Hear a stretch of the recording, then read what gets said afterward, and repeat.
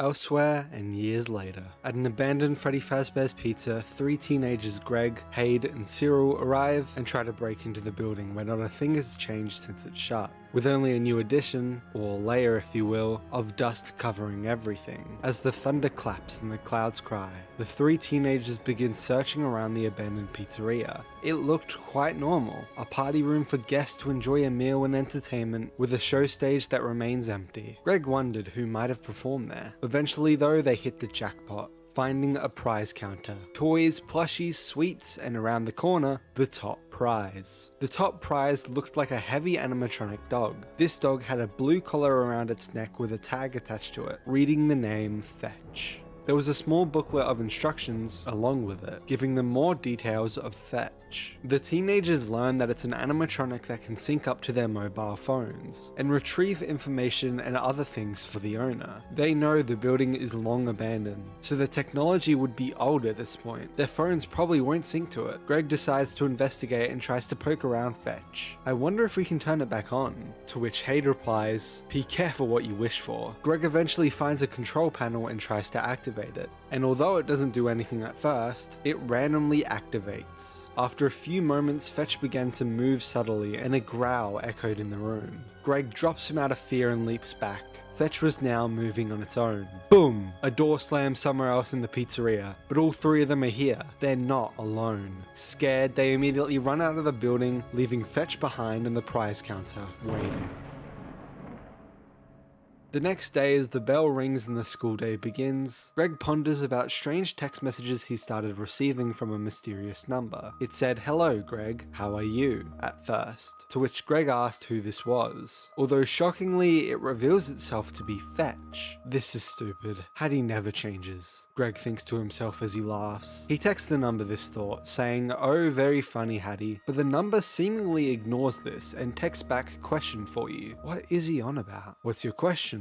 Greg responds. "Why'd you leave?" the supposed Fetch asks. Greg tells who he thinks is still Hadi, "You're hilarious." "Thank you. You answer," the number insisted. It seemed that Hadi wanted Greg to answer this question and follow along with his joke. This idiot. Hadi taps Greg on his shoulder and tells him that he's about to be late for Spanish class. Obviously, Greg asks him immediately why he's been texting him if he's right there and can just talk to him, but Hadi says that he wasn't texting him and he wasn't lying. Hadi's phone was nowhere in sight. Despite this, his phone buzzed again with another message. "You answer," it demanded, and it seemed Cyril wasn't texting him either. Could this really be? Greg got a lot of messages from this point on from Fetch, and he realized that maybe it is the animatronic and it did actually connect to his phone somehow, even despite how rusty and old Fetch was. Greg thought that maybe it started to track his phone too, or at least what he was saying, since everything was so eerily similar. For instance, one day through the week he tells Cyril that he needs more time on his homework for class, only for Fetch to send him a time management article. And when Greg looks up regs for his school project, Fetch gave him an article about the latest research in intention and regs. How is this happening? He thought to himself before reading the entire article. After that, Fetch texted him a line of code. It was obviously binary code, a coding system using 0 and 1 to represent a character, letter or number, etc. Greg decided to look up a binary to text converter, and Fetch had said "okay"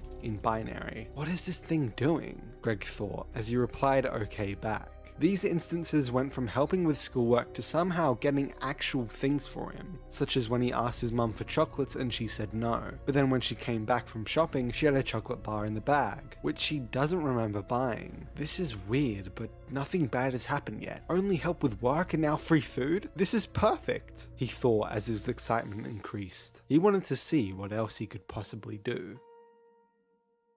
One day, Greg and his friends were thinking of possibly pranking Trent, who was a bully to Cyril. Greg suggested that due to his massive fear of spiders, maybe they can prank him with a spider, whether it was fake or real. Luckily for them, Greg had buried a rubber spider a few days ago that Jake, a 7-year-old he was babysitting, was scared of. So he decided that day he would go and get the rubber spider from his backyard. However, as he arrived home, it was on his welcome home mat. Just laying there, for no reason whatsoever. Greg immediately realized that Fetch had most likely dug up and gotten the spider out of the hole somehow. He must have read his text about it and knew Greg wanted it, and therefore retrieved it for him, without Greg asking him to. How did it know exactly where in the backyard it was? Will it really get anything for me? No questions asked? How does this thing even work? Is it truly safe? When this thought came to his mind, his phone buzzed. Merry Christmas. And so Greg responded, Merry Christmas to you too, Fetch. Greg was going to tell his friends about Fetch with a meeting they'd have in his room, and so they organized a date and time. Although an hour before the meeting, Fetch texted him, do you need food for meeting? His heart sank for a moment. It knew they were going to have a meeting, probably knew they were going to talk about Fetch itself. It knows everything and anything that's happening or being said. What if it doesn't like us talking about it? What if it gets angry? Can it even get angry? This didn't stop him though, and the meeting eventually commences. Greg tells them about Fetch and the things that have been going on, and so they all begin theorizing on it and how it possibly works, how it even got Greg's number, and they also theorize on the door slamming which caused them to leave in the first place. Was someone else in the pizzeria with them? Has this person possibly been stalking them since? It's possible. But as they continued their discussion, Greg got a message from Fetch. He checked it and it simply said EL. They knew exactly what it said. Evil laugh. It was seemingly laughing about who else might have been in the building, or maybe what else.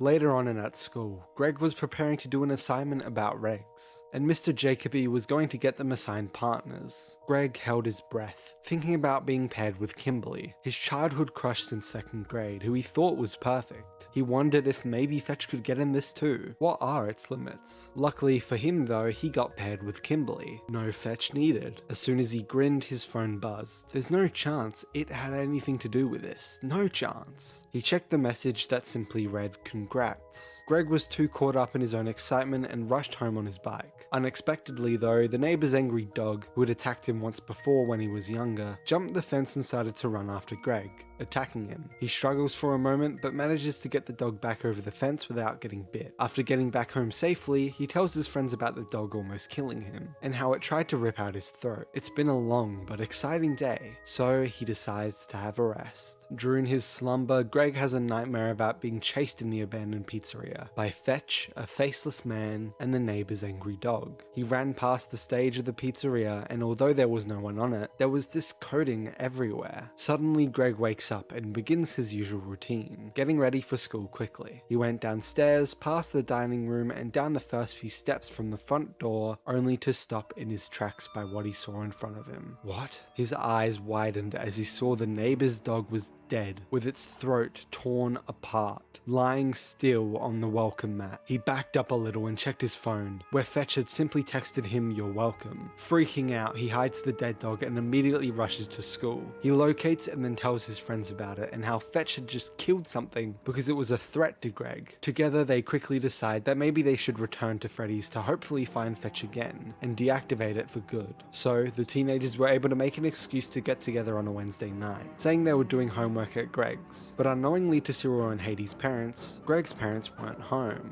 This time they would return to Freddy's more prepared than last, bringing baseball bats, kitchen knives, flashlights and more. They would correct their mistake and go hunting for Fetch. Exploring the abandoned establishment again, they notice how nothing has changed whatsoever. Although the three of them running out in fear all at once would have messed up any signs to tell if someone was actually following them, because they couldn't even differentiate one footprint from another. Cyril tells them that he researched Freddy's and discovered that this pizzeria was a part of a pizza chain that closed down after something happened to one of them. They wondered what had possibly happened and who was affected, but after some more searching, they found dog tracks around the pizzeria and within it. This has to be Fetch. Although once again they heard strange noises which they could simply not explain. But this time they were prepared, and this time they decided to go exploring to finally find out who else was there with them, or maybe if it was Fetch itself. They go down the hallways and are about to go into the storage when Cyril stops them all. He asks Greg what they're actually there for, wondering what they're gonna do if they find Fetch. Would deactivating it be as easy as they assume? Greg didn't know why, but he had to keep going. He had to keep pushing. He was the one who messed around with it. He was the one who talked about the spider and the dog. He had technically murdered someone's dog. So without further ado, he opened the door. He immediately saw 4 life-size animatronics staring at him as he fell back. These must have been the animatronics that performed on the show stage so long ago. They heard a sound within the room itself and tried to figure out where it was actually coming from. While looking for the origin of the sound, an animatronic seemed to move its leg, and before they could finalize a thought, something shot out from behind it, barked and bolted out the room. They weren't even sure if it was Fetch, but it had to be, right? They are teenagers, so naturally they were afraid and frightened. So despite their preparations, they decided to book it away from the pizzeria. As they were running out though, they discovered that something was actually chasing them. It leaped and took a nip at Greg's ankle, but they kept going and were able to bike away in time. When they were far enough, they looked back to see what was actually chasing them. Was it Fetch? No, it was what seemed like a normal stray dog behind them. It wasn't Fetch. After realizing it was just a stray dog inside, probably making all the other noises as well, they stop fleeing and gather the courage to go back inside. So they re-enter and Greg immediately goes to look at the prize counter, where they originally found him. This time though, Fetch was not there. Greg's phone buzzed. Fetch had simply messaged, "Hope to see you soon."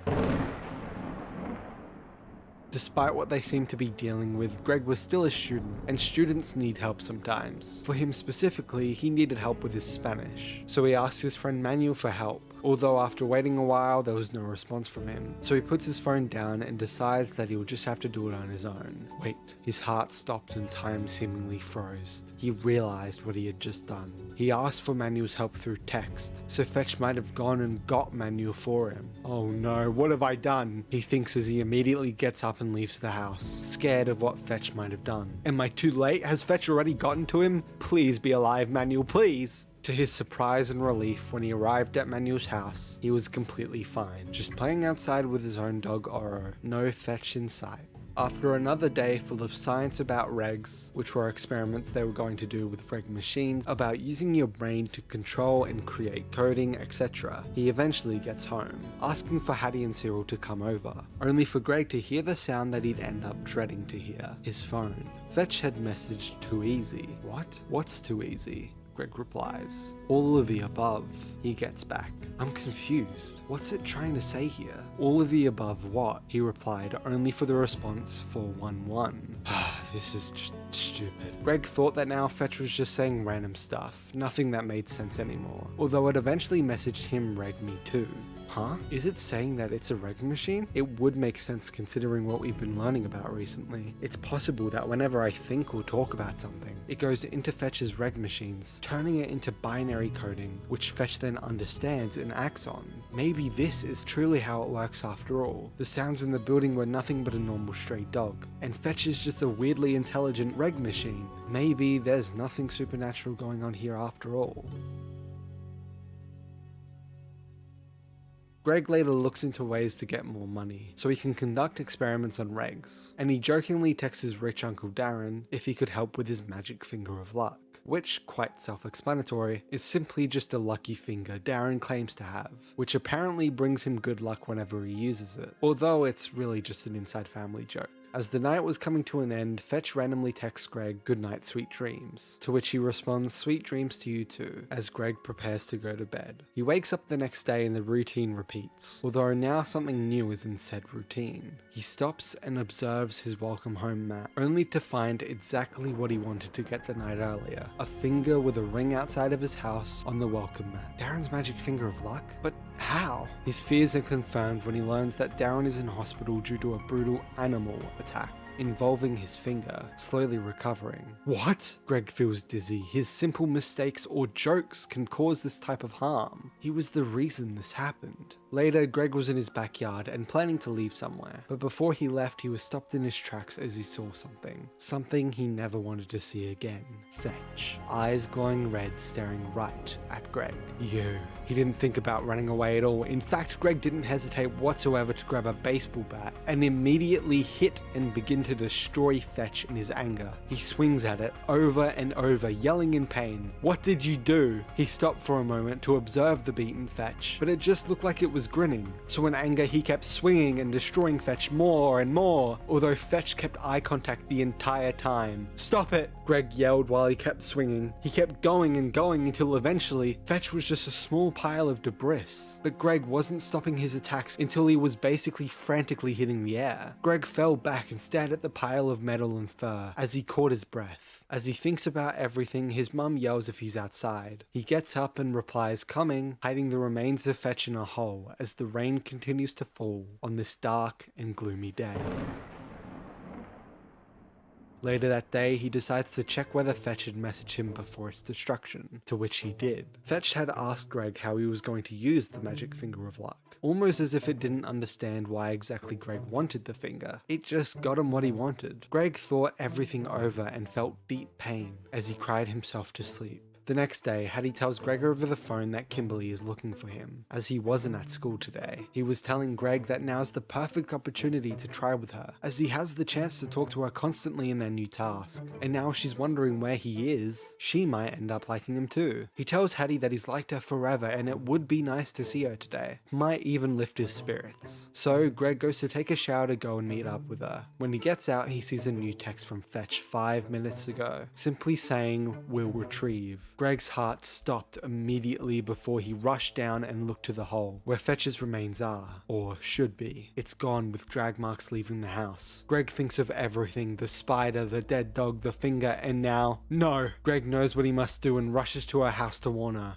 But no one's even home yet, so he goes into the bushes to see if he'll find Fetch waiting for her as well. This all ends here. Kimbery arrives home with her parents and her dad immediately finds him in the bushes. He jumps out and tries to explain everything to Kimbery, telling her every single thing that has happened. But her dad calls the police because he sounds crazy. Why was he stalking their daughter? The police arrived quickly and as they took him away, Greg assumed that she must be fine, right? If Fetch was listening into the conversation and knew what was happening, it'd know that Greg wanted Kimbery specifically left alone. So it should be fine. Please be fine. While asking Greg questions and as he explained the story to the police, they seem to have forgotten about the old pizzeria. Asking aloud, is it still there? Maybe there was more to that place than it seems after all. As Greg was being taken to the station, he kept telling himself that she'd be okay. Her parents would be on guard, and cops might still be there as after all he was outright saying that she's in danger and might be killed. So maybe Fetch can't retrieve her with all that protection, right? After 2 hours of questioning, another 2 hours of the police finding his parents, and another hour and a half to get his parents back home from their Olympia trip,